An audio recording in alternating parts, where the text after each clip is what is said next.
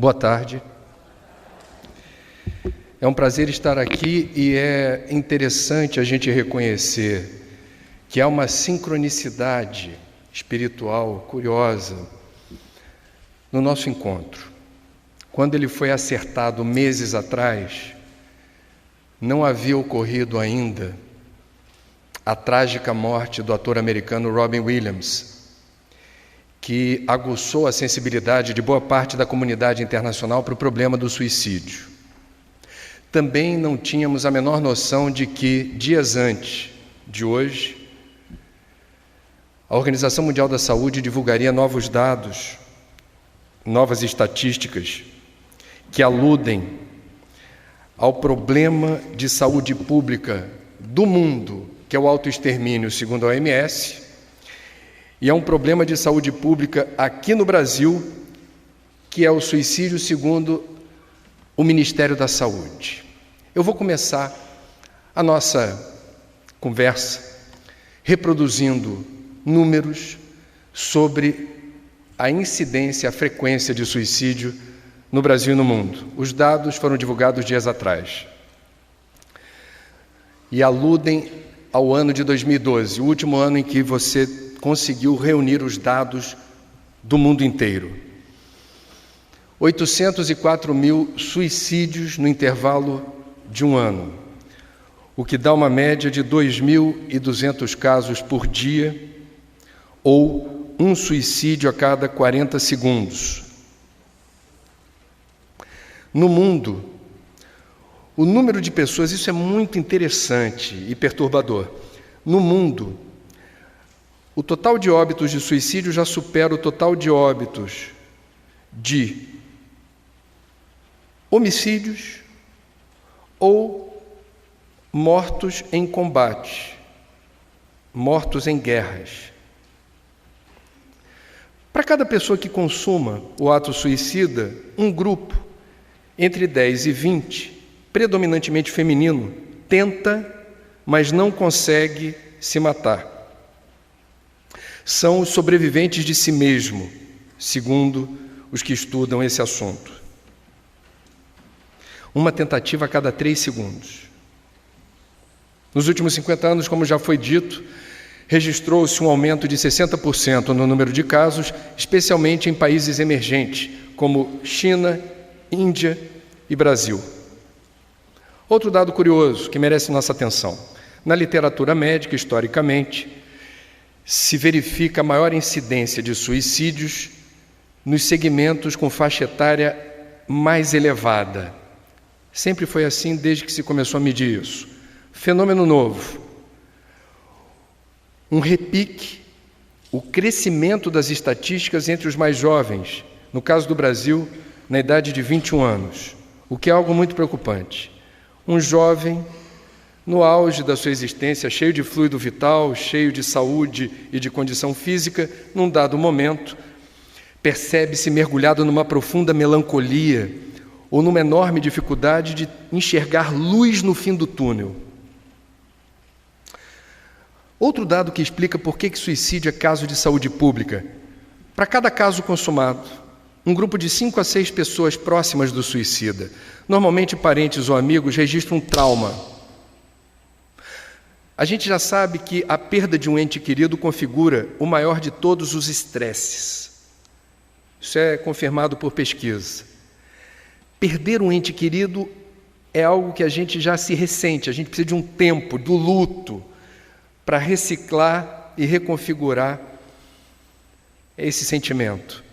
Quando o óbito é por suicídio, essa dor da perda se dá numa resolução que vai demandar mais tempo, cuidado, atenção e assistência nesse grupo mais próximo, porque é uma dor inesperada e mais aguda, porque a gente se surpreende com a decisão de alguém próximo ter subtraído a existência em vez de procurar ajuda, eventualmente a nossa. Isso dói. Bom, a OMS estima que o número de suicídios no mundo venha a dobrar pela progressão com que ocorre até o ano de 2030. No Brasil, em que situação estamos? E aí é uma outra sincronicidade em relação ao encontro de hoje. Eu estou no segundo estado do Brasil que registra o maior número de óbitos por suicídio. Santa Catarina só perde para o Rio Grande do Sul. Florianópolis, quando você pega apenas o ranking das capitais brasileiras, Florianópolis é a segunda capital do Brasil em números de suicídios. Houve, na denominação do Ministério da Saúde, um surto de 2011 para 2012, porque Florianópolis não estava encabeçando, não estava entre os primeiros, e alcançou essa condição no intervalo de um ano com um número muito impressionante de crescimento de suicídio, mais de 77%. Só perde para Vitória, no Espírito Santo. Eu tive o cuidado de fazer uma compilação das cidades catarinenses que aparecem no ranking das que mais registram óbitos por suicídio, mas cidades que não são capitais do Brasil. A capital é Florianópolis, segunda. Aparece em lugar de destaque Orleans, oitava no ranking nacional, Concórdia, 16º município em suicídios, Lagoa Vermelha, 28º, Barra Velha, 30º. Pomerode não aparece nesse ranking, já apareceu, atualizado do ano de 2012. Número é sempre algo chato da gente ficar ouvindo sem memorizar. Eu não quero usar data show, eu quero falar de improviso e quero falar muito com o meu coração com vocês, porque esse assunto me toca profundamente. Os direitos autorais de 2 livros meus lançados pela Editora Globo, Mundo Sustentável 1 e 2, foram todos para o CVV. Existem muitas obras voluntárias meritosas, que têm pertinência e urgência, mas eu acho que esse trabalho na linha de frente da prevenção do suicídio é dos mais importantes e urgentes. Até porque esses números não são os números reais. Nós estamos falando aqui de subnotificação. Em boa parte dos casos, da entrada na emergência uma pessoa com politraumatismo. E ela é registrada como vítima de um acidente automobilístico. Não há no Brasil ainda a cultura, no meio médico, de rastrear com cuidado a forma como se deu determinados acidentes. Ele caiu de onde ele estava, da ponte, do apartamento. Ele se espatifou com o carro. Ele deu um tiro acidental com a arma. São incidentes que entram na estatística de presunção de suicídio, não entra na estatística oficial. Portanto, temos um problema aqui de clareza e de precisão dos números. 804 mil casos por ano não expressa a realidade. O número é maior.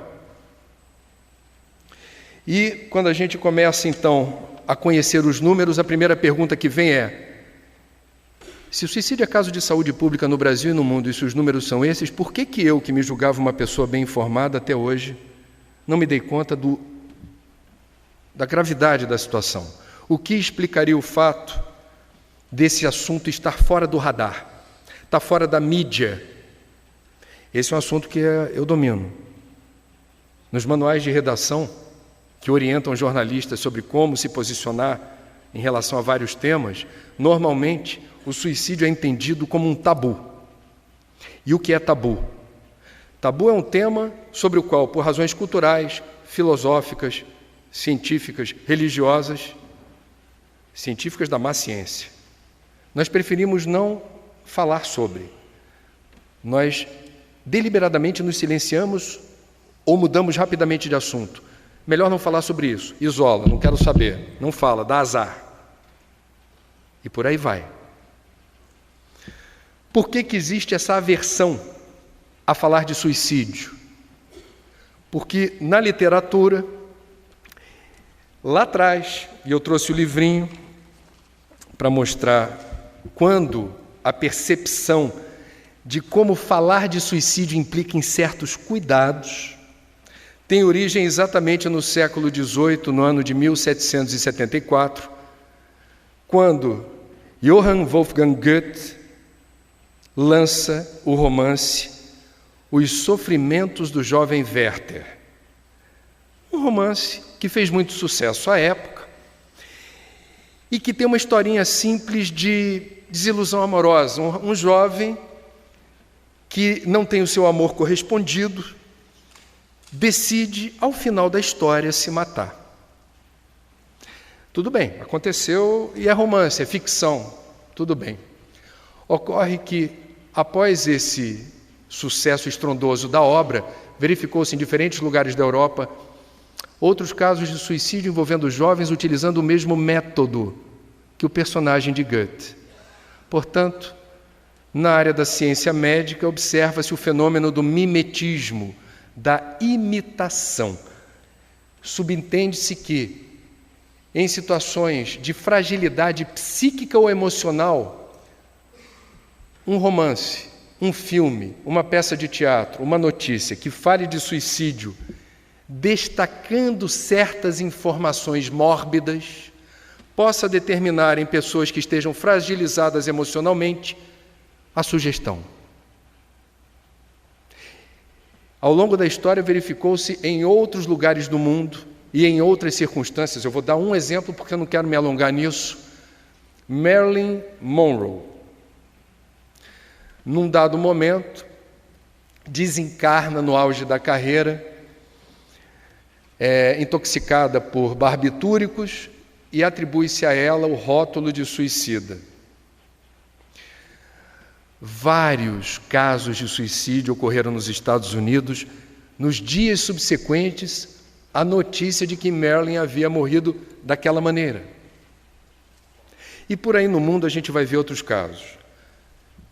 É correta a avaliação de que precisamos ter cuidado nas mídias em geral ao falarmos de suicídio. Não há dúvida sobre isso. Mas a própria Organização Mundial da Saúde afirma que não é possível a prevenção do suicídio sem informação.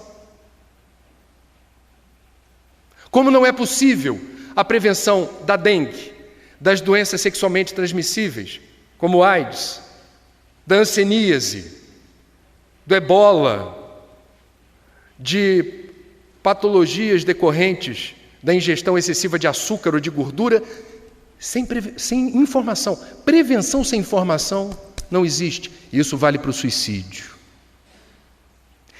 Então vejam aonde eu quero chegar, porque eu preciso ser claro. É correta a precaução na hora de falar de suicídio e é urgente falar de suicídio da forma correta na direção da prevenção. Como seria no jornalismo, por exemplo, existe um manual da Organização Mundial da Saúde dizendo: se for falar de suicídio, que cuidado se deve ter? Não abra muito espaço, não dê chamada, principalmente com dizeres sensacionalistas, com foto, falando que a pessoa se matou. Não descreva em detalhes o método empregado, não enalteça as qualidades morais do suicida, porque isso também pode despertar outras reverberações doentias em quem queira se matar apenas para ter alguma projeção social póstuma. E por aí vai. Há que se ter cuidado, há que se ter critério. Mas na hora de falar da prevenção, a gente não pode economizar a palavra, e não apenas nas mídias. Em qualquer lugar da sociedade, se há caso de suicídio no seu condomínio, na universidade, na sua cidade, onde for, é preciso falar sobre isso. Falar por quê? E aí vem um dado fundamental, que nós espíritas desconhecemos, mas foi o próprio Kardec quem asseverou. Aonde o espiritismo estiver defasado em relação à ciência, e a ciência se revelar correta, fundamentada, bem baseada nos seus princípios, o espiritismo se ajusta ao caminho que a ciência está descortinando. O que se sabe hoje em relação à capacidade que temos de prevenir suicídio foi revelada a partir de uma pesquisa feita por 2 cientistas da OMS, um deles brasileiro, o Dr. Bertolotti, de São Paulo, que tiveram fôlego para fazer o rastreamento de mais de 15.600 casos de suicídio no mundo inteiro. Eles rastrearam o histórico de mais de 15.600 pessoas que se mataram. Com que objetivo? Revelar as condições clínicas dessas pessoas. Elas eram portadoras de alguma doença, de algum transtorno? Quem eram essas pessoas? Em 90% dos casos, essas pessoas possuíam patologias de ordem mental, diagnosticáveis e tratáveis. Principalmente transtorno de humor, conhecida popularmente por depressão. Isso é muito importante porque no Brasil tem um ditado popular que, graças a Deus, está caindo em desuso, que diz assim: briga de marido e mulher, ninguém mete a colher. É assunto deles lá, deixe que se entendam. E aí começou a aparecer o quê? Informação, estatística de mulheres violentadas ou assassinadas por quem? Pelos companheiros. A maior parte da violência contra a mulher acontece dentro de casa. E como é que se evita isso? Com denúncia. Diz que denúncia, ou liga para a polícia, ou liga 100, que é o serviço gratuito 24 horas da Secretaria de Direitos Humanos, que acolhe denúncias desse tipo. E denuncia, o que acontece? A intervenção, a interdição, a supressão do ato violento. Isso é humanidade. Isso é solidariedade, fraternidade, caridade. É a gente interceder em favor do próximo. Não tem essa de briga de marido e mulher, ninguém mete a colher. Se a briga está comendo solta, a gente pode fazer o bem. Como? Denunciando, intercedendo. E no caso do suicídio, vou repetir, porque é falsa a premissa. Não saiam daqui levando uma desinformação grave como essa. Uma pessoa que tem ideia suicida não tem o que fazer. Uma pessoa que decide se matar não tem o que fazer. Em 90% dos casos, vou repetir porque é importante, o suicídio está associado a psicopatologias diagnosticáveis e tratáveis. Portanto, há um enorme trabalho pela frente na área da prevenção. Nós estamos na pré-história da prevenção do suicídio. Transtorno de humor. Mais de 35% dos óbitos por suicídio têm origem em depressão. Em 22% dos casos, transtornos relacionados ao uso de substâncias, leia-se, drogas lícitas ou ilícitas. Esquizofrenia, transtorno de personalidade, transtornos psicóticos e por aí vai. Em apenas 10% dos casos, você vai ter o frio e o calculista, que é quem mais se endivida no plano espiritual. É aquele que age de forma lúcida, planeja com requinte de sofisticação e com muita tranquilidade o aborto de um projeto existencial. Precipita o retorno à pátria espiritual sem estar perturbado mentalmente ou psiquicamente. É uma decisão soberana, regida pelo livre-arbítrio, sem nenhuma interferência grave que oriente ou influencie essa decisão. Bom, se a gente está falando de depressão, a gente precisa avançar na discussão do que é isso. A gente precisa separar depressão de estado depressivo, porque esse é um assunto tão complexo quanto falar de obsessão, que é um tema popular em centro espírita. Quando a palestra é sobre depressão, lota. O povo adora ouvir falar de obsessão. E a gente tem, no meio espírita, muita desinformação sobre processos obsessivos, porque, na verdade, desconsideradas as obsessões mais graves, todos nós temos más e boas companhias no plano espiritual, como temos no plano da matéria. Portanto, a gente falar de influência é lugar comum. Onde estamos? No mundo de provas e expiações. E quem somos nós? Se olha no espelho e se perceba como você realmente é. Também não somos flor que se cheire. Nós temos um verniz civilizatório, a gente se reúne nesse teatro, se cumprimenta, se conversa, deseja boa tarde, bom dia. E quando pisam no teu calo, como é que você reage? Quando te contrariam, quando fazem com você o que você não quer que faça. É você, na sua inteireza, na sua integridade, na sua transparência, na sua forma mais genuína. É lógico supor que em boa parte dos casos nós tenhamos, em maior ou menor parte do tempo, companhias que não merecem ser chamadas de boas influências. Estamos falando, portanto, de depressão. Separar depressão de estado depressivo. Estado depressivo é condição existencial. Me desculpa. Eu não conheço ninguém que não tenha problemas constantes, existenciais. Por mais que certas revistas que vendem a beça, mostrando artistas de televisão ou pessoas famosas, sempre sorrindo com um sorriso muito branquinho, mostrando seu novo par amoroso, seu novo closet, seu novo barco ou sua incursão numa ilha paradisíaca. Todos temos problemas. Problemas com P maiúsculo. E eles são fundamentais para que alcancemos o nosso projeto evolutivo, porque dor e sofrimento ajudam a gente a aprender a remar contra a maré, criar musculatura espiritual para seguir em frente.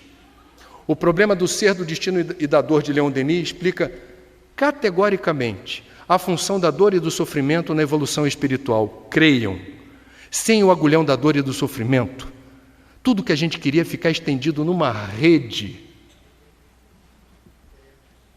na beira do mar, esperando o tempo passar, até pedir mais uma água de coco, mais um camarão fritinho, e vamos em frente que eu não quero saber de outra coisa.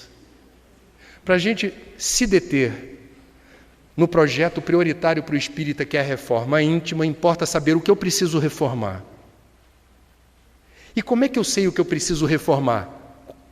Quando eu sou contrariado, quando eu sou criticado, quando eu sou caluniado, quando eu sou injuriado, quando eu sou injustiçado,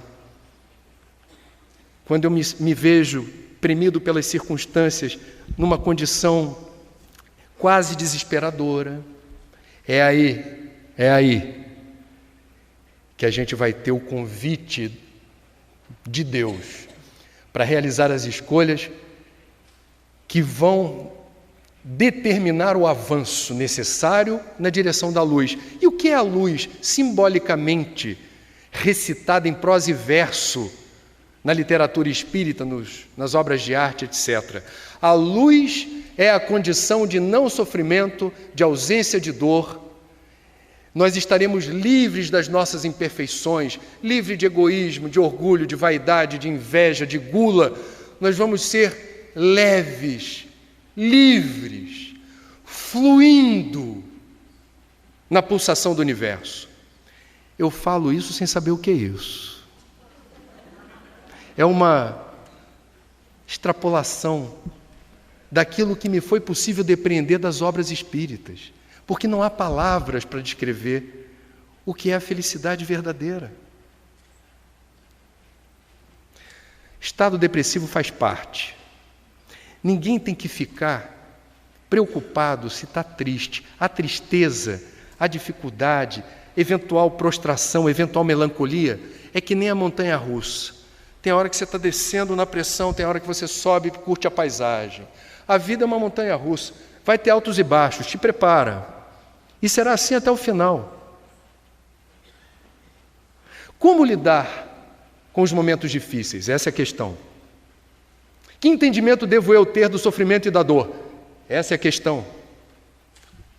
Como devo proceder na hora de que bate a angústia, que bate o desespero, que bate a desesperança? Essa é a questão.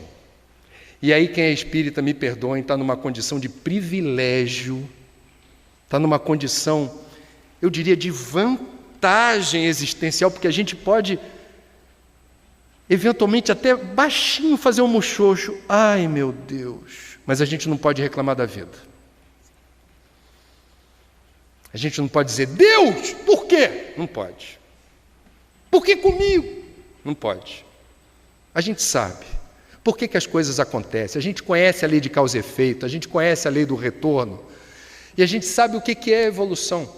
Encarnação após encarnação, depurando, limpando, livrando-nos do peso da consciência daquilo que cometemos no passado ou continuamos cometendo no presente, na busca dessa leveza, desse shape espiritual adequado para o projeto luminoso que nos aguarda. Estado depressivo faz parte. E o que é a depressão? Nós vivemos num país em que, em boa parte dos casos, o depressivo não sabe que tem depressão. Olha o problema. O médico não conseguiu diagnosticar com clareza. A família estigmatiza o depressivo, dizendo: levanta! Você tem saúde, tem dinheiro, tem família, tem trabalho, está fazendo o que aí? Creiam, é a pior forma de lidar com o depressivo. E o drama do depressivo é que é uma doença invisível. Você pode estar clinicamente saudável.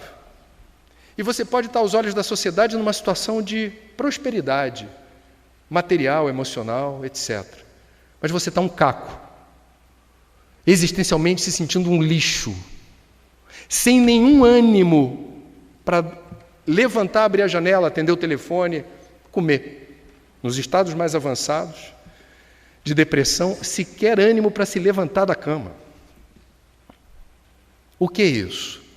Bom, clinicamente os médicos da Terra vão dizer, e é isso, do ponto de vista da ciência material. É um problema bioquímico do cérebro, as sinapses cerebrais não ocorrem com a agilidade devida, os comandos mentais ocorrem numa lerdeza enorme, e isso vai determinar um estado patológico de prostração, de melancolia, de desânimo. Bom, importa considerar o que diz o Espiritismo a respeito da depressão, e eu vou tomar a liberdade de citar a veneranda Joana de Ângeles, porque me parece que ela tem muita autoridade para falar sobre esse assunto, posto que ela tem uma série psicológica psicografada por Divaldo Pereira Franco.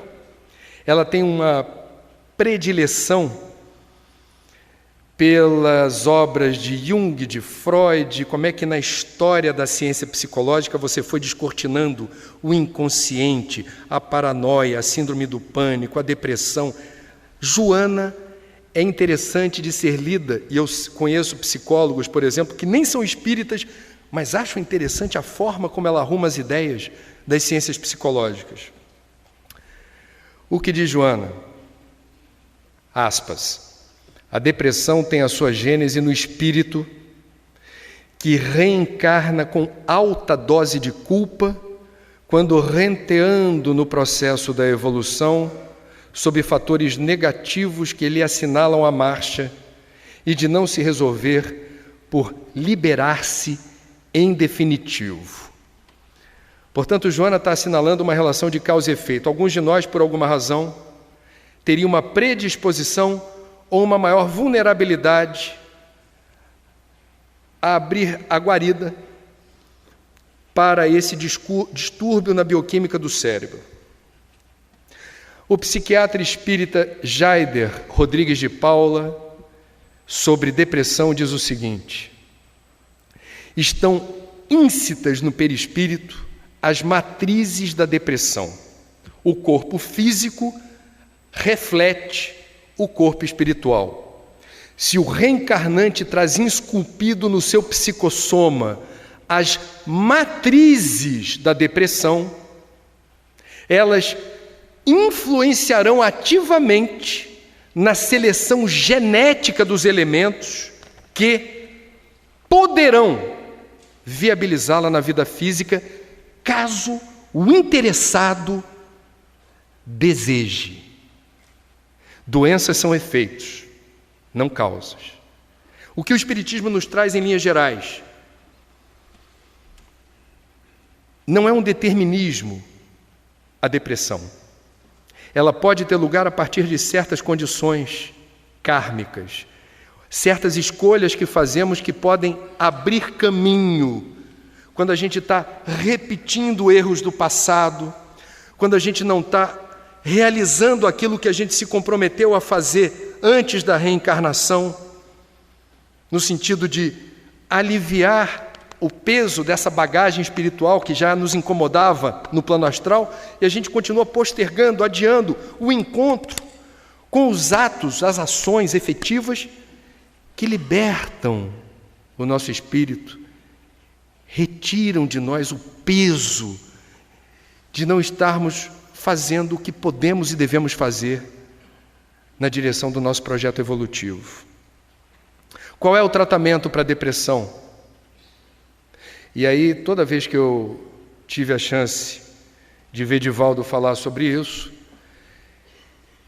ele repete aquilo que é o encontro da ciência da Terra com a ciência espiritual. Ter depressão no século XXI é outra história. É outra condição de vantagem. Não desejo depressão para ninguém. Depressão nunca é vantagem. Mas se é para ter, que seja no século XXI. Porque no passado não tinha muita solução. A pessoa sofria em silêncio, esse diagnóstico era difuso, não se tinha clareza de como enfrentar. Hoje, se o diagnóstico é bem feito, primeira recomendação, antidepressivos, que vão interferir na bioquímica do cérebro, acelerando as sinapses. Então, isso não resolve o problema do depressivo no enfrentamento da doença, mas isso empresta mais qualidade de vida para seguir em frente. Antidepressivo, fundamental. Só que para ter o antidepressivo certo, na dosagem certa, há um tempo. Requer alguma paciência. O médico tem que reconhecer a origem do problema. Vai recomendar uma determinada marca de antidepressivo e uma determinada dosagem, vai testar no paciente. O paciente vai ter que relatar nos encontros posteriores qual é a resposta que ele está tendo. E aí você vai calibrando. Precisa ter calma, precisa ter paciência. A resposta vem no tempo certo. E a família e os amigos, o que precisam fazer? Não pressionar, não cobrar, assistir amorosamente, estimular, dar força, mas respeitar. Há ali um problema em curso. Ele vai precisar de amor, vai precisar de ajuda para sair do buraco. Segundo método recomendado, o tratamento psicológico, o apoio psicológico. Por quê? Porque é importante para o depressivo reconhecer no palco da vida dele quais são os fatores que eventualmente estejam pressionando negativamente a sua existência. Como é que foi sua educação? Você está feliz no trabalho? E no casamento? Você tem visto os seus amigos? Quantas vezes por dia você se lembra de você? Quantas vezes por dia você dá bola para você? Quantas vezes por dia você se lembra de ser feliz? Quantas vezes você riu hoje? Às vezes a gente tem que ouvir isso de um estranho. E nesse caso é um estranho que está tecnicamente talhado para investigar você a partir do teu relato e você a partir do seu lado oculto, do inconsciente. É o lado escuro da lua. É aquele que só se revela nos sonhos. São os registros do inconsciente, plenos de significado, mas que a gente no estado de vigília não acessa. Só que isso ajuda a explicar você. Jamais conte um sonho para alguém que sabe decifrar sonho. Porque você está revelando muito de quem você é. Ou do seu estado emocional no momento. Antidepressivo, apoio psicológico. E complementando, para os espíritas, faz sentido, a fluidoterapia, o passe magnético, a transfusão de energia, que vai determinar um saneamento da psicosfera. Você vai trabalhar positivamente naquele instante na dissuasão de fluidos ou miasmas que estejam retardando ou atrapalhando a sua recuperação. E por que isso? A conta foi feita pelo psiquiatra que eu citei, o Jaider Rodrigues de Paula, ele estima que em 70% dos casos a depressão está associada à obsessão. Então nós temos aí a necessidade de, olha só como a gente é múltiplo, antidepressivo, apoio psicológico é bem-vindo, fluidoterapia, e dentro de uma família espírita, ou se você tem, enquanto amigo espírita de uma família não espírita, a capacidade de sugerir que seja feito o culto do Evangelho no lar ou a leitura de uma mensagem edificante com prece, esse saneamento da psicosfera conspira em favor dessa diluição dos fatores que não ajudam o depressivo a se livrar dessa condição. Isso é importante. Existem os outros transtornos que eu não vou entrar em detalhes, a depressão é o mais importante. Agora, existem os fatores de risco. O fator de risco é aquele que leva uma pessoa que eventualmente nem é portadora de um transtorno de ordem mental, mas ela é levada por impulso ao ato do autoextermínio. Isso é muito triste. Quando a pessoa desencarna e numa fração de segundo entendeu que a solução era se matar, e do lado de lá vê não apenas que ela não morreu, mas percebe que ela não teve o cuidado de contar até 10. Ela não confiou na providência divina. Mas a gente vai falar disso já já. Quais são os fatores associados às estatísticas de suicídio? Eu quero ser muito claro aqui, porque o que eu vou dizer em termos de situações de risco, elas não são propriamente determinantes da ideia suicida, mas são fatores de pressão, fatores de desconforto, que podem agravar ou podem abrir caminho para a ideia suicida. Eu coloquei alguns tópicos aqui. Esses tópicos foram assinalados pelos especialistas no assunto, que respondem pelo nome de suicidólogos. Vejam você que chique, você numa festa em Blumenau. Ah, quem é você? Não, eu sou Felipe. E aí, Felipe, o que você faz? Aí você tira o seu cartãozinho. Suicidólogo.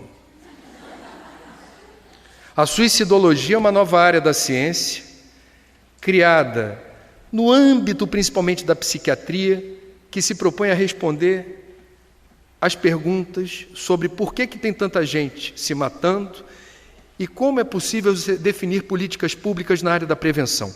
É a suicidologia.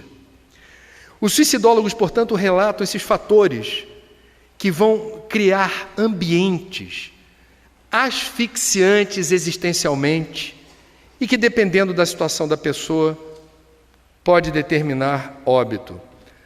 Antes, eu quero falar sobre um enorme avanço dessa nova área da ciência, a suicidologia. É um avanço referencial na história da literatura médica. O que eles descobriram? Não é possível dizer que uma pessoa se matou por uma única causa. Vou repetir. Não é possível dizer que uma pessoa se matou por uma causa, por uma razão apenas. Se haverá de ter um fator preponderante, a causa mais evidente, mas ela nunca será a única causa ou o único fator. Isso é muito importante para a análise desse problema. Em que sentido?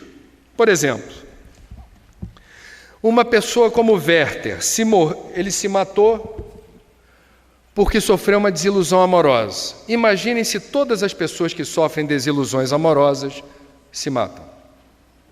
Estaríamos numa epidemia irrefreável. Eu perdi a conta, Nando, quantas vezes, de minha parte, o coração, broken heart.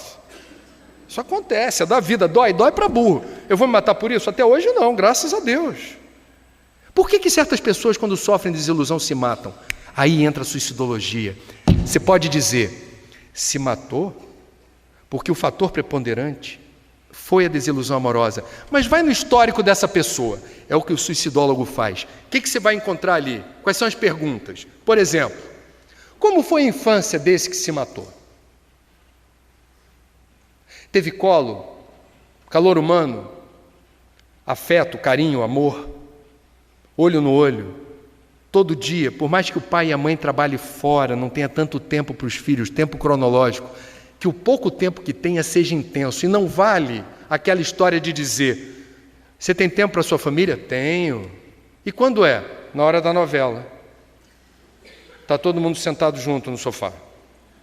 Isso não é compartilhamento, isso não é troca, isso é hipnose coletiva. Isso é outra história. A gente está falando de troca, de interação, porque a criança é uma esponja. De 0 a 7 anos ela absorve tudo. E isso define caráter, personalidade, vontade, disposição para dar a volta por cima. Claro que haverá, em boa parte dos casos, quem tenha uma infância desgraçada e seja um exemplo de superação. O ser humano não é uma ciência exata. Agora, em boa parte dos casos, você vai ver um déficit nutricional na largada da existência, que faz com que na hora que a montanha-russa está descendo e você não sabe onde vai dar, haja a sensação de vertigem, de desespero, de ansiedade, de angústia, de pânico, porque você não teve a nutrição emocional que dá o chão. Faz com que você tenha a capacidade de esperar, conta até 10, respira fundo, que vai passar. O mais importante eu já tenho, amor, eu estou no lucro. O que vier por aí, eu vou enfrentar. O mais importante eu já tive. Todas as pessoas educadas com amor estão livres do suicídio? Não. Mas é um fator de proteção. Quantos amigos você tem de verdade? Quantas pessoas a gente pode dizer que são amigos? O suicidólogo vai querer saber como é que você era enturmado socialmente. Porque os amigos de verdade são aqueles que se preocupam com você. E se você tiver borocochô, tristinho, melancólico, de mal com a vida, esses não te abandonam. Vão estar por perto. Eles vão determinar que, em nenhuma hipótese, a pessoa que está inserida no grupo deixe de se matar? Não. Mas é um fator de proteção importante. Um outro ponto. Aquele que se matou acreditava em alguma coisa? Possuía fé em alguma força superior? Você pode chamar isso de Deus ou não? Não importa. Sim ou não? Porque quem acredita em alguma coisa, quem tem fé, não está livre, teoricamente, do risco suicida no momento de desespero, mas é um fator de proteção porque constrange. Você pode estar sofrendo, você pode estar em desespero, mas se você possui fé, você vai elaborar essa dor e esse sofrimento contextualizando Deus na história, dizendo assim: eu não sei porque eu estou sofrendo, eu não sei quanto tempo vai durar isso. Aí tem aquela frase do Salmo de Davi, que eu particularmente, nos meus momentos de desespero, eu evoco: o Senhor é meu pastor, nada me faltará. Como essa frase me dá força. Cada um tem a sua, em suas tradições, no cristianismo, no islamismo, no judaísmo, no budismo, você haverá de encontrar uma frase, uma palavra, um mantra, para dizer assim: Senhor, me ajuda. O suicidólogo está ligado nisso. Acredita em alguma coisa? Então, temos um fator de proteção. E isso explica a complexidade humana na hora de determinar para si o autoextermínio. Não somos uma ciência exata, mas não podemos atribuir a uma única causa o suicídio. Não é pouca coisa. Fatores associados ao ato suicida. Vamos pegar o Brasil, porque o mundo é muito grande, somos brasileiros. Fatores associados ao Brasil. Esse é um país machista, é uma sociedade patriarcal clássica. O IBGE, quando mede homem e mulher, mesma profissão, mesma carga horária, não ganham o mesmo salário. O que é isso? Isso é sociedade patriarcal, isso é machismo. O que ainda ocorre no Brasil? Aquilo que ocorria na época do meu avô e da minha avó. Meu pai e minha mãe pegaram isso também. Homem e mulher casam. O homem não quer que a mulher trabalhe. E se a mulher trabalha e tem projeção profissional, muitos casamentos não resistem a isso. E se a mulher ganha mais que o homem, há um estresse matrimonial de grandes proporções. Isso é machismo, isso é sociedade patriarcal. Bom, e o que é ser homossexual numa sociedade patriarcal? É alguém que sente falta de ar o dia inteiro, porque não consegue respirar tranquilamente dentro de casa, é estigmatizado pelos pais, pela mãe, pela família. É alguém que é estigmatizado na escola ou na universidade. É alguém que é estigmatizado na rua, ou no clube, ou na festa, ou no estádio de futebol, ou na padaria. É alguém que não respira profundamente porque não está tranquilo, não está se sentindo acolhido. A sensação de pertencimento é zero. Ser homossexual no Brasil é estar na linha de tiro, é ser alvo de grupos fascistas que espancam, que humilham, que denigram a imagem sem conhecer essa pessoa.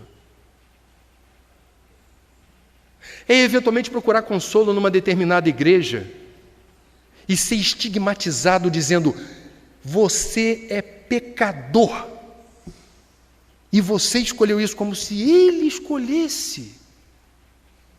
Graças a Deus a legislação brasileira entende que há aí uma orientação sexual, não é objeto de escolha, é algo que é. A união civil já é regulamentada no Brasil. Agora, a palavra casamento ainda dá tanto problema. Vejam o que está acontecendo na campanha eleitoral. Mas, enfim. Outro fator que requer cuidado e atenção. Por que a literatura aponta a idade avançada como um fator de risco? Porque é um aprendizado que todos nós temos na vida. À medida que a gente avança no tempo, a gente vai colecionando perda. Perda dos amigos de longa data, perda do trabalho, perda das guloseimas que a gente sempre comeu na vida e agora não está dando para comer tudo aquilo que a gente gostava de comer, que o médico não deixa, dá bronca. A perda da capacidade auditiva ou de enxergar. E aí você vai ter que lidar com as perdas. Todas as fases da vida trazem aprendizados espirituais importantíssimos, fantásticos, e que a gente precisa espiritualmente estar aberto para isso, entender o processo. Como é que ele ocorre? Por que ele ocorre? Hermógenes, que foi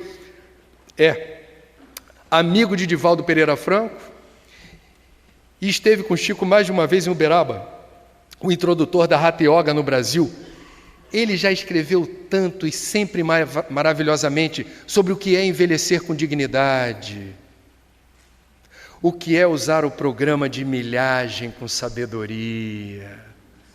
Porque o que seria a idade avançada, se não, apesar das limitações, um programa de milhagem, que a gente precisa saber resgatar o bônus, descobrir de que me serve experiência, de que me serve sabedoria, de que me serve a longevidade.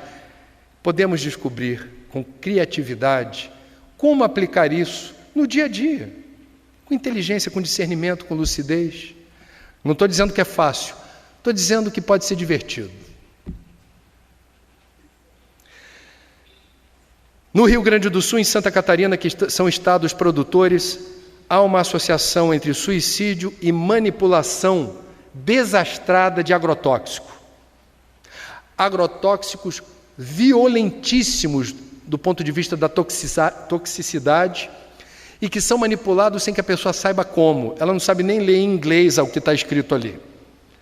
E vai mexendo, aquilo libera substâncias voláteis que são inaladas e determinam a alteração na bioquímica do cérebro. Existe uma relação entre inalação de agrotóxico e depressão.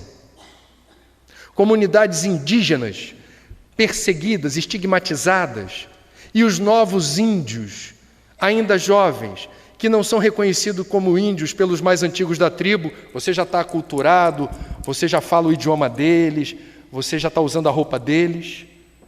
E que aí vai para a cidade e na cidade diz: esse é índio, ó. Você tem cara de índio, você parece índio, você não é dos nossos. Ele fica numa coluna do meio, numa zona cinzenta entre o branco e o preto. Ele não sabe quem ele é, ninguém lhe reconhece como parecido. Sofrimento, dor, solidão. É um grupo que precisa ser acolhido.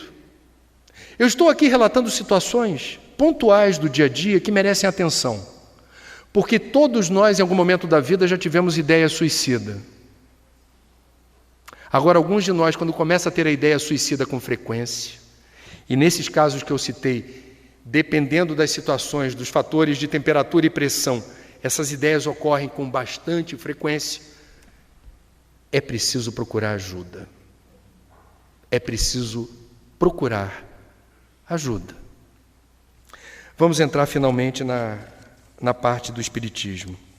De todas as religiões, aliás, é interessante, todas as grandes religiões do mundo, elas coincidem nos seguintes fatores. Todas afirmam a existência de Deus. No Ocidente ou no Oriente? Todas afirmam a inexistência da morte.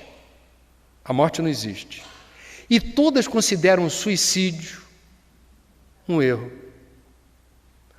Há algumas expressões pesadas do tipo: consideram o suicídio um crime aos olhos de Deus. Todas consideram um erro.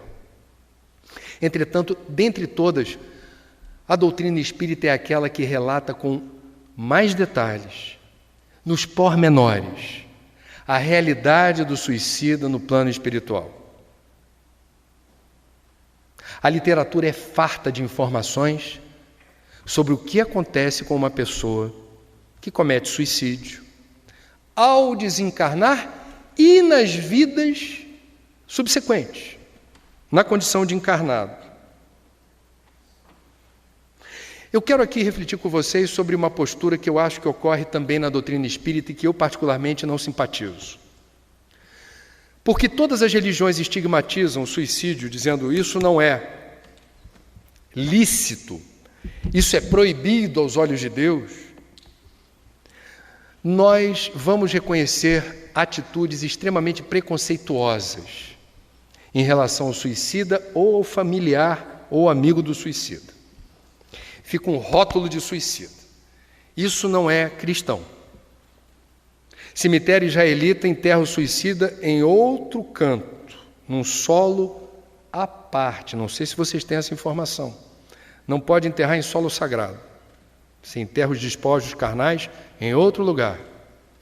Dependendo da tradição cristã, ou o suicida terá um castigo eterno no inferno, ou caberá a Jesus avaliar caso a caso se aquela pessoa será digna de perdão ou não.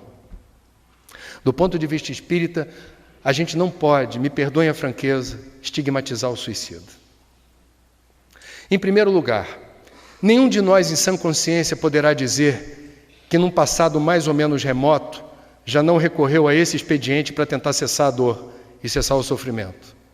Se hoje estamos aqui numa condição melhor de equilíbrio, é porque ninguém lá atrás xingou, estigmatizou, apontou o dedo para a gente, chamando a gente de criminoso. A atitude que se espera de um cristão ou de um espírita não é o dedo em riste, é da mão estendida. Não existem penas eternas no espiritismo. E todos os suicidólogos convergem quando afirmam que o suicida não é nem um covarde propriamente, porque abandona a existência de repente, nem um corajoso porque desafia o próprio instinto de preservação. Ele está em busca de uma solução. Ele quer cessar uma dor ou um sofrimento atroz, na maioria absoluta dos casos. Ele não vai encontrar alívio. Ele é digno da nossa fraternidade e da nossa solidariedade. Eu vejo em Centro Espírita, na prece final, você se lembrar de todo mundo, das creches, dos asilos, dos orfanatos, dos presídios, Olha, é difícil você ver um centro espírita na prece final lembrar daqueles que Dona Ivone Pereira, em Memórias de um Suicida, diz: os maiores sofredores do universo. Aqueles que experimentam uma sensação difícil de descrever nos vocabulários existentes na Terra. Nos dicionários da Terra não há palavras para descrever o sofrimento do suicida no plano astral. Vejam como nós, nos centros espíritas, reparem, porque a gente tem que escutar a prece final, quando você começa a lembrar dos desvalidos, dos que não têm pão, dos que estão acometidos de loucura, desespero. A gente não fala do suicida. A gente não lembra da Ordem de Maria, que atua nos umbrais, resgatando aqueles que já estão prontos e aptos para seguirem para uma colônia espiritual. Nós temos preconceito com o suicida. E isso não pode continuar acontecendo, porque isso não é cristão. Isso não é uma atitude de caridade. Primeira decepção do espírito encarnado ao desencarnar é se perceber como espírito imortal. Ele percebe-se vivo e com uma complicação, ou uma de várias, os problemas que justificaram a decisão radical do autoextermínio não foram resolvidos. Há uma ressonância que o atinge diretamente do sofrimento daqueles que ficaram. E há o vínculo que permanece com os despojos carnais. Eu tenho que ser claro o suficiente, eu não tenho prazer nenhum, não tenho realmente. Aliás, a história da razão pela qual eu gosto desse assunto fica para depois, se houver pergunta. Porque é um assunto, em certa medida, mórbido, é um assunto difícil, complexo. Mas eu estou falando o tempo todo aqui, o sentido dessa palestra e desse estudo é a vida em plenitude, a vida em abundância, a valorização da vida. É por isso que a gente fala de suicídio, é para prevenir o que eu vou dizer que acontece, segundo a doutrina. Esse livro, Suicídio e Suas Consequências, o suicida no mundo espiritual e ao reencarnar, é uma compilação feita por Gerson Simões Monteiro de mensagens que foram psicografadas por Chico, Divaldo, entre outros, que têm em comum a temática do suicídio. O próprio Gerson já teve muito próximo, em função de tragédias familiares, do momento de consumar o ato suicida, e ele resistiu, e ele ficou tão impressionado com o risco que ele corria ao se ver no meio de um desespero prestes a se matar, que consagrou então boa parte do seu tempo e da sua energia na direção da prevenção. Aqui temos a compilação de uma mensagem psicografada por por Chico Xavier, ditada por Humberto de Campos, irmão X, jornalista como eu, fazendo uma entrevista no astral, Humberto de Campos, com uma jovem de 32 anos que houvera no Rio de Janeiro, ingerido formicida, se matou, deixando esposo e filho pequeno. O livro A Estante da Vida. São tópicos que resumem a entrevista feita por Humberto de Campos com essa mulher. Diz ele: ela não possuía consistente fé religiosa. Permaneceu completamente lúcida e por muito tempo quando sobreveio a morte. A morte não existe. Padeceu terríveis sofrimentos ao verificar-se desencarnada. Ouvia os lamentos do seu marido e do pequenino filho a suplicar socorro. Ela estava atrelada ao corpo físico. Quando o rabecão lhe arrebatou o corpo imóvel, tentou ficar em casa, mas não pôde. Atirada a um compartimento do necrotério, chorava de enlouquecer. Ao se ver nua na mesa de necropsia, de imediato tremeu de vergonha. Depois de 2 homens abrirem seu ventre sem nenhuma cerimônia, na necropsia, aguentou duchas de água fria nas vísceras expostas. Orava à maneira dos loucos desesperados, sem qualquer noção de Deus. Muitos amigos e parentes desencarnados, embora procurassem auxiliá-la, não conseguiam, porque, dada sua condição de suicida, continuava em plenitude das forças físicas. Não era a hora dela partir. ainda assim ela nunca esteve sozinha. Estamos sempre amparados e acompanhados. Muitos amigos e parentes desencarnados, assistiu ao próprio enterro, com o terror que se pode imaginar. Estando mentalmente cega de dor, não podia enxergar os benfeitores espirituais no cemitério. Não sabe quanto tempo esteve na cela do sepulcro.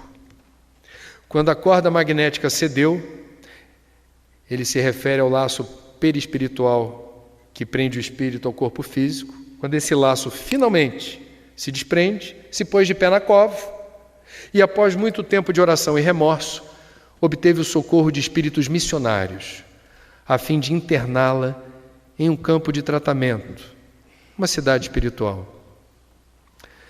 Diz Humberto de Campos que ela, na entrevista, declarou que decidiu matar-se por ciúmes do marido, que passava a simpatizar com outra mulher. Humberto de Campos, ao perguntar se a atitude havia lhe trazido algum benefício, ela respondeu o seguinte: apenas complicações. Após 6 anos de ausência, ferida por terríveis saudades, obtive permissão para visitar a residência, que eu julgava como sendo a minha casa no Rio. Tremenda surpresa, em nada adiantar o suplício. Meu marido, moço ainda, necessitava de companhia e escolhera para a segunda esposa a rival, que eu abominava. Ele e meu filho estavam sob os cuidados da mulher que me suscitava ódio e revolta. Um momento de aflição, uma interrupção abrupta e violenta na existência e um roteiro na percepção do suicida interminável de sofrimento e de padecimentos. Esse livro, e na compilação de outras mensagens que a gente vai ver na literatura espírita, mostram o porquê que há esse vínculo com o corpo físico. Em algumas mensagens espíritas vocês vão ver a palavra castigo. Eu não gosto dessa palavra. Eu acho que o Deus dos espíritas não é um Deus que castiga. A fé raciocinada traz responsabilidades na interpretação das leis que regem a vida e o universo. O Deus que castiga é o Deus hebreu. É o Deus antropomórfico. É o Deus que tem suas imperfeições, idiosincrasias e preconceitos. O nosso Deus não castiga. O que diz Ivone Pereira no livro Memórias do Suicida, para explicar isso, que alguns ainda acreditam que seja castigo, que essa vinculação do corpo astral com o corpo físico que o suicida padece. Em primeiro lugar, vamos deixar claro, não é só o suicida que padece esse tipo de aflição. Quanto mais antenados e identificados com a matéria nós formos, mais difícil será esse desligamento do corpo físico e, em alguns casos de muito apego ao mundo da terra, ao mundo material, a gente também tem esse desconforto. Não por outra razão, Emmanuel, através da psicografia do Chico, aos que desejam cremar o corpo, vai uma recomendação de Emmanuel, não minha. Oriente a família a deixar o cadáver, o seu, 72 horas no necrotério, na geladeira. Queima depois. Por quê? Porque no nosso nível evolutivo é mais frequente do que se imagina. Cada desencarne tem a sua singularidade, mas alguma dificuldade de se livrar rapidamente dos despojos carnais. Não deve ser legal, no plano astral, você de repente começar a sentir um cheirinho de queimado. O que está acontecendo aqui? Bom, o que diz Ivone Pereira em relação a esse fenômeno? Aspas. Será preciso que se desagreguem dele, do corpo do suicida, as poderosas camadas de fluidos vitais que lhe revestiam a organização física, adaptadas por afinidades especiais da grande mãe natureza à organização astral, ou seja, ao perispírito, as quais nele se aglomeram em reservas suficientes para o compromisso da existência completa. Não está no destino de nenhum de nós o suicídio. Não está determinado na vida de ninguém o autoextermínio. Quando ele acontece, é o livre-arbítrio que age soberano. Ah, mas Deus não é contra o suicídio? Não, Deus é a favor do livre-arbítrio. Por quê? O livre-arbítrio é a condição que confere mérito a quem faz as escolhas certas na senda evolutiva. Para Deus ser soberanamente justo e bom, nenhum de nós está em condição de vantagem. E como é que a gente evolui? Fazendo bom uso do norte magnético da nossa bússola. Quando a gente não faz bom uso do norte magnético da nossa bússola, ou seja, quando a gente contraria as leis que regem a vida e o universo, nós vamos, através da dor e do sofrimento, registrar de forma pedagógica o que deveríamos ter feito. Vida é prova para ser experimentada vivo. A gente está aqui para viver.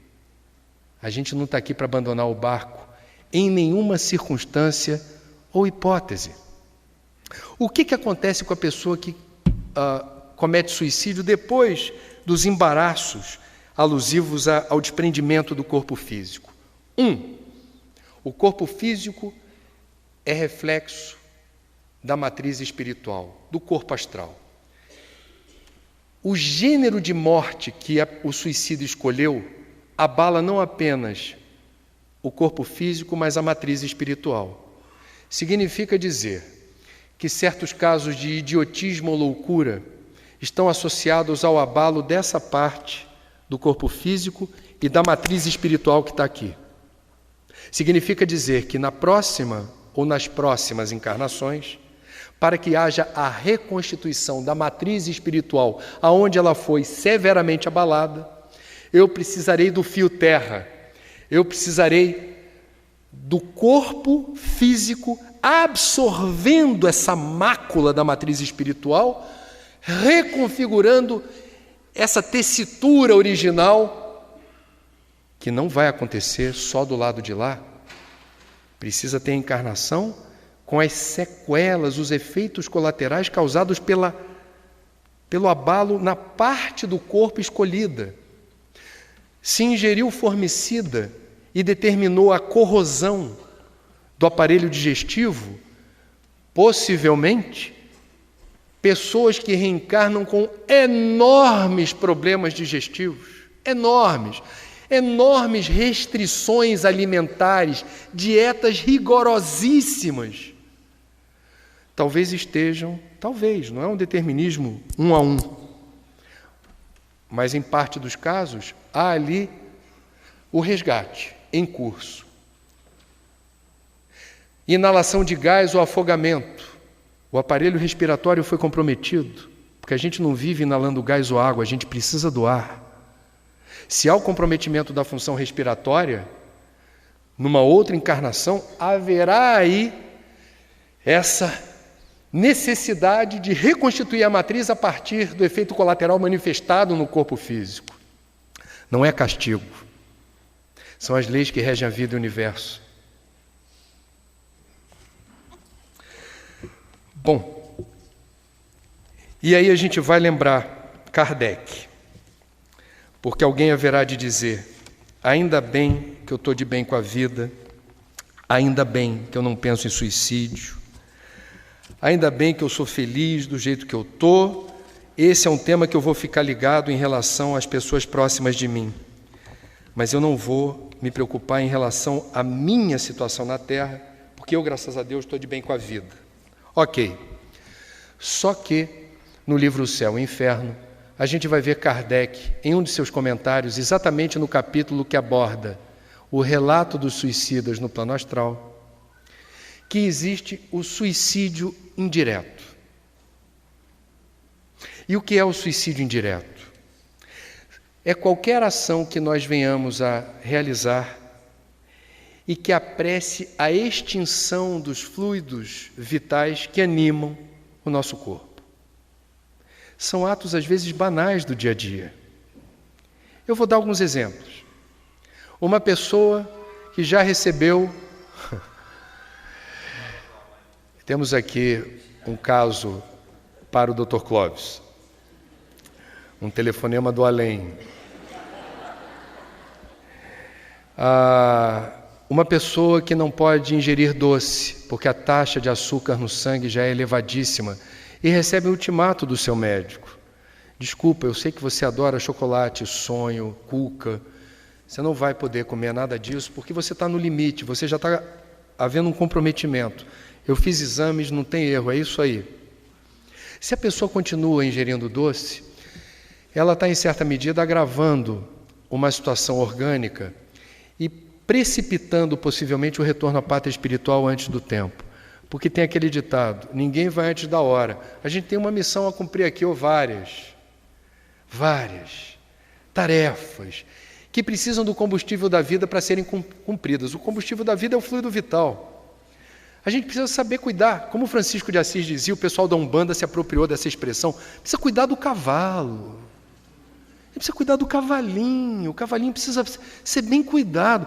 A gente não precisa ter uma vida monástica, porque nosso nível evolutivo ainda não permite que a gente seja 100% rigoroso naquilo que só faça bem ao corpo. Mas a gente precisa ter noção do limite, ou senso de responsabilidade em relação ao risco.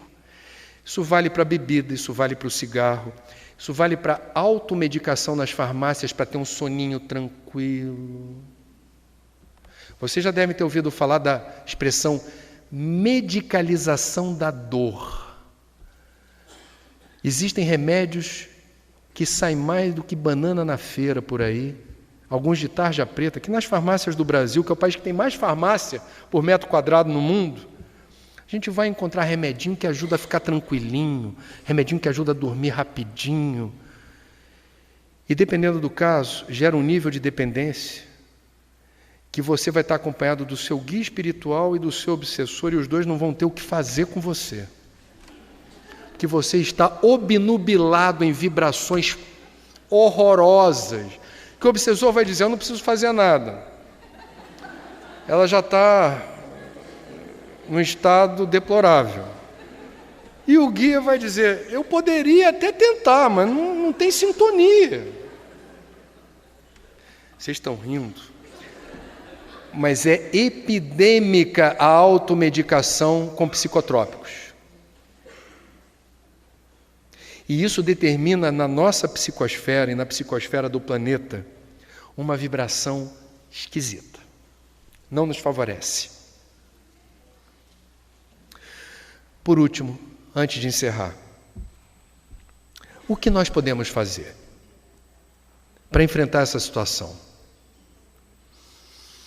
Em primeiro lugar, vão aqui sugestões. Qualquer pessoa que relate o desejo de se matar, a presunção que a gente deve ter é que não é blefe. A gente deve registrar, acolher esse alerta e procurar ajuda, de preferência. Existem os centros de atendimento psicossocial.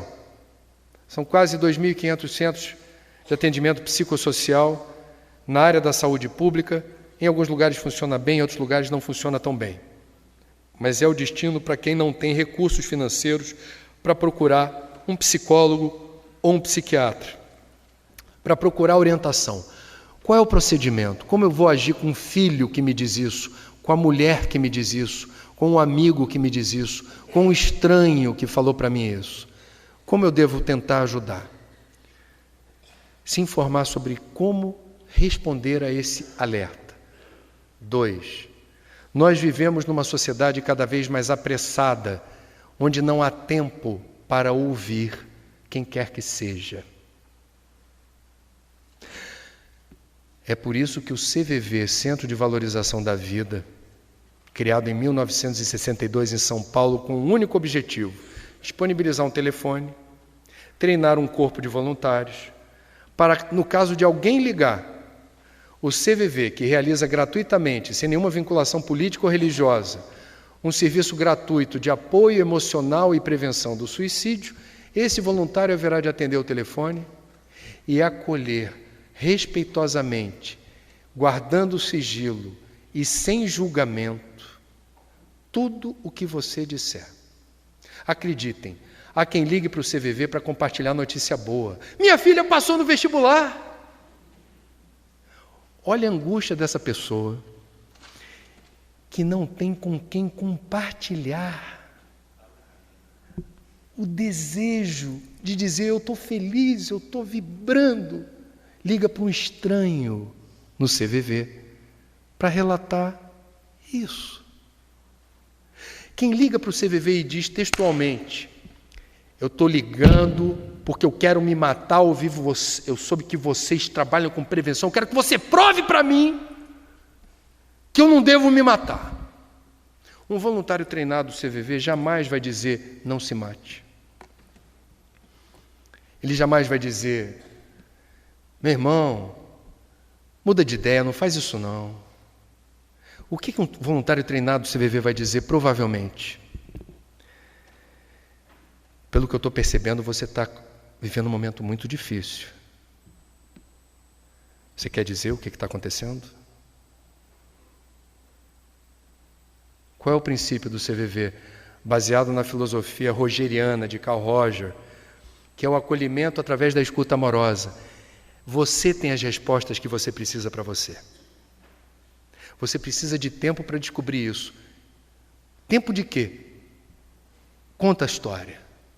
Explica o que está te incomodando. Abre o jogo. Solta o teu coração. Papo reto. Abre o jogo. Quem define o tempo da ligação não é o voluntário do CVV, é quem ligou. E os voluntários costumam relatar o seguinte: ao longo da conversa, muda o tom de voz, muda o assunto, e a tendência é que a pessoa, tendo a chance de desabafar, percebendo-se ouvida do outro lado da linha, se sinta melhor. O que acontece nos plantões de fim de ano no CVV? Exatamente entre 11 horas da noite e um pouquinho depois da meia-noite, uma profusão de ligações. De quem? No Natal e no Ano Novo. Noite do dia 24, noite do dia 31. De pessoas que ligam para dizer mais ou menos o seguinte: oi, eu não me lembro exatamente quem me atendeu há um tempo atrás, quando eu estava muito ruim e liguei para vocês. Eu só estou ligando para agradecer. Porque se hoje eu estou com os meus amigos e minha família aqui, é porque eu consegui encontrar em vocês o amparo, a ajuda que eu precisava naquele momento. Dona Ivone Pereira, em Memórias de um Suicida, revela, sem dizer o nome do CVV, que no plano espiritual estava sendo planejada a tarefa de organizar numa instituição um trabalho, e ela diz literalmente, de apoio emocional e prevenção do suicídio no Brasil. O CVV foi criado em São Paulo por espíritas que não tiveram a pretensão de criar um Disque Kardec, que tem a sua importância e a sua função. Você liga para o Disque Kardec para saber, existe por aí. Eu queria saber o que eu faço. Não, segundo a doutrina, não, segundo o Livro dos Espíritos, é o Disque Kardec. Por que os espíritas tiveram, em 62, o altruísmo, a lucidez de não querer catequizar, converter, doutrinar ninguém? Porque quem está em dor não quer ser catequizado, doutrinado, dirigido, quer desabafar. O CVV recebe 1 milhão de ligações por ano, sem nenhuma inserção importante nas mídias, sem aparecer no horário nobre das televisões. Isso está nas redes, isso circula por aí. Agora eles começaram um serviço de atendimento online, pela internet, para garotada, usando gíria. O voluntário também usa gíria. Aquelas palavrinhas todas corrompidas num português que a gente não entende mais. Responde. Comunicação em favor da vida. Como dizia o velho guerreiro, quem não se comunica se trumbica. E o CVV azeita a interação entre as pessoas que estão cada vez mais. Olha por que a OMS, quando diz a tendência é o suicídio dobrar até 2030. Por quê? Qual é o gesto que a gente mais vê hoje em dia por aí?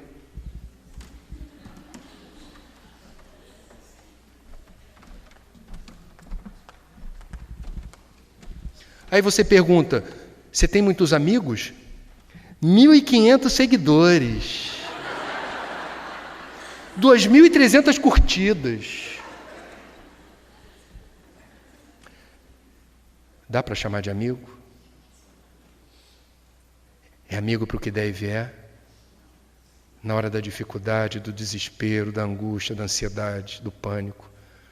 Na hora que você precisa conversar com alguém de verdade. É a eles que você vai recorrer? Que mundo é esse que virtualizou a comunicação e o contato? Quanto tempo a gente tem para o próximo, quando o próximo nos procura para falar qualquer coisa? Que a gente possa fazer a nossa parte num mundo que só será de regeneração, com outros indicadores e outras estatísticas de suicídio. Apenas o mundo de provas e expiações registra 804 mil óbitos por ano, como a gente viu a OMS registrar. O mundo de regeneração requer atitude, comprometimento em favor da vida. Todos estamos convidados a fazer algo diferente nessa direção. Obrigado pela atenção.